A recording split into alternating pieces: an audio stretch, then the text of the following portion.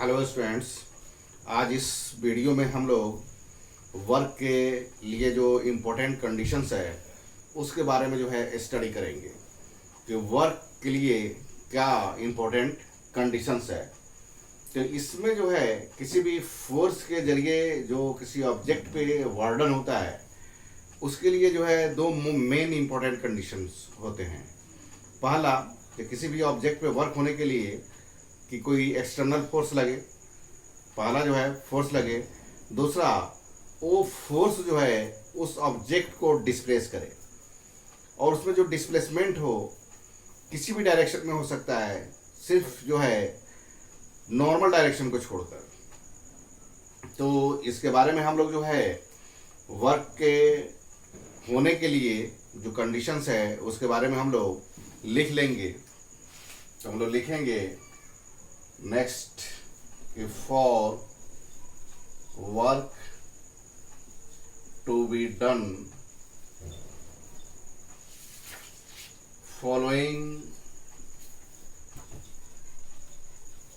following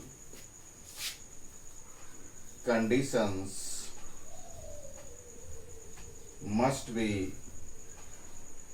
satisfied। इसमें हमारा पहला कंडीशन ये होगा कि a force must act on an object. A force must act on an object।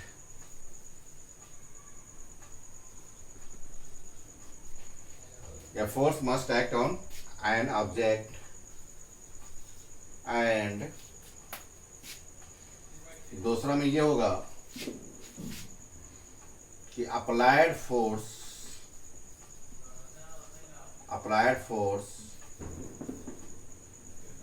must produces a displacement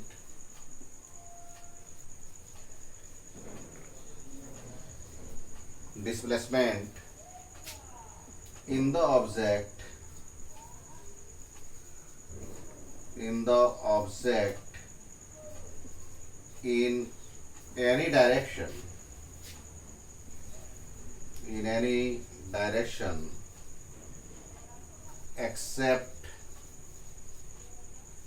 the object in any direction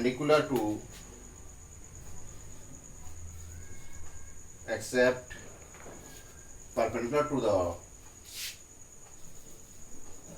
direction of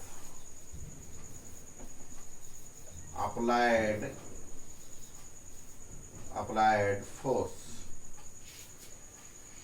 तो एक बार और हम बोल दे रहे हैं कि for work to be done following conditions must be satisfied. पहला ये होगा कि force must act on an object and दूसरा में ये होगा कि applied force must produce a displacement in the object in any direction except perpendicular to the direction of applied force.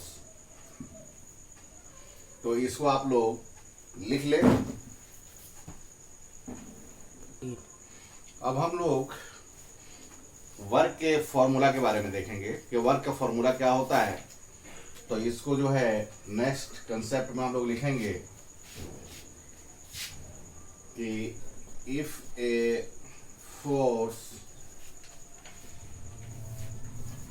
F acting on an object and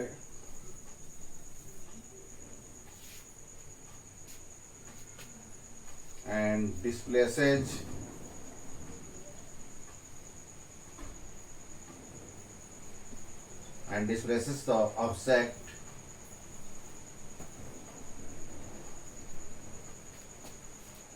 the object in its own direction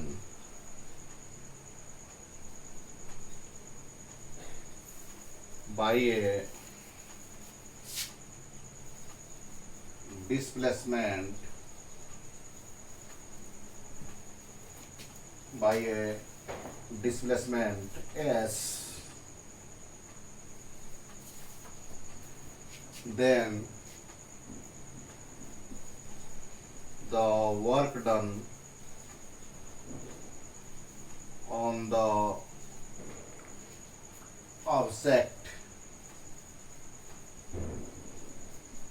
object is given as work is equal to applied force into displacement of the object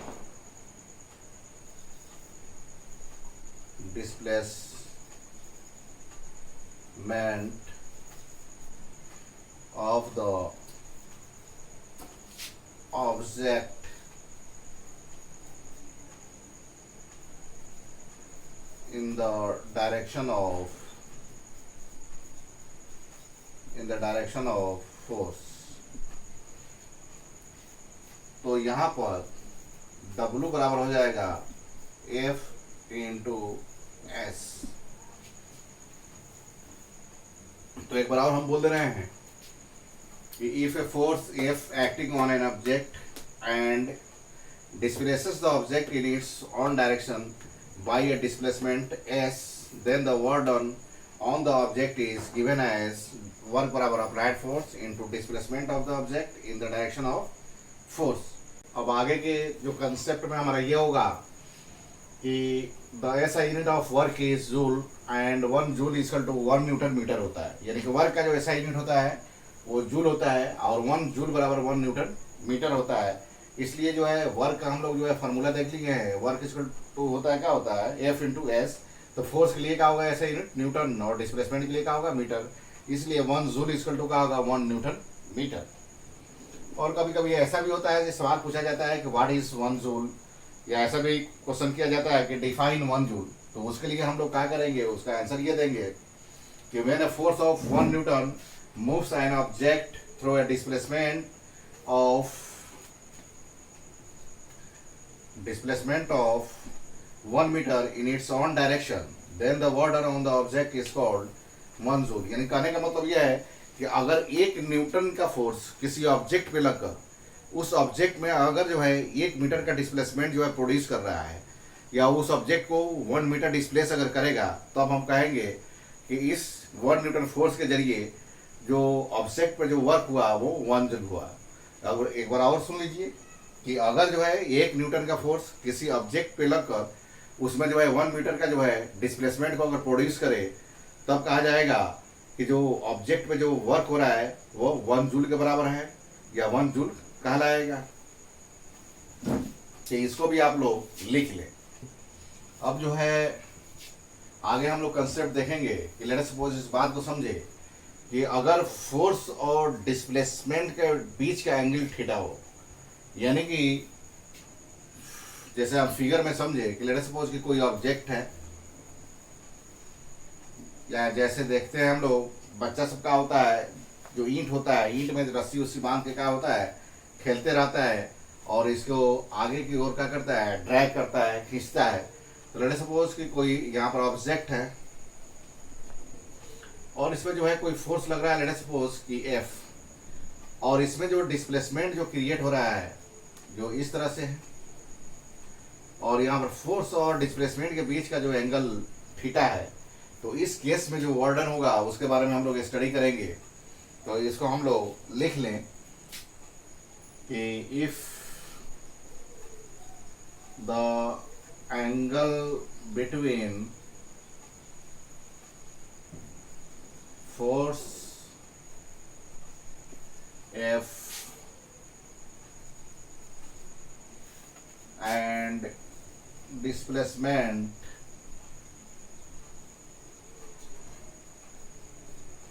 S is theta, then in this case work done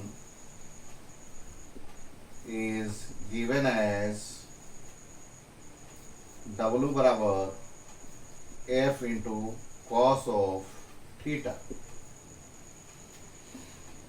तो इसके बारे में जो है हम लोग आगे study करेंगे कि कुछ जो है थीटा का जो वैल्यू होता है, कोसाइन वैल्यू होता है, उसके बारे में हम लोगों को जानना जरूरी हो जाता है। जैसे हम लोग 0 से लेकर 90 कम से कम जो है 90 डिग्री तक के एंगल का जो वैल्यू होगा उसको याद रखना पड़ेगा, तब जाके इस कंसेप्ट पे जो बेस्ट जो क्वेश्चंस होंगे वो जाके बनेगा। तो ना होगा तो उसका हम टेबल लिख दे रहे हैं, आप लोग उसको जो है लिख लीजिएगा। तब तक जो है इसको जो है लिख लिया जाए फिगर सहित। आगे जो है 0 से लेकर 180 तक 180 डिग्री यानी 180 डिग्री तक के बीच का जो एंगल होगा साइन कॉस और टैन, उसका हम लिख दे रहे हैं, उसको आप लोग याद रख लीजिएगा। आगे जो है होल लाइफ या लाइफ टाइम वो काम आएगा, तब तक ये लिख लिया जाए।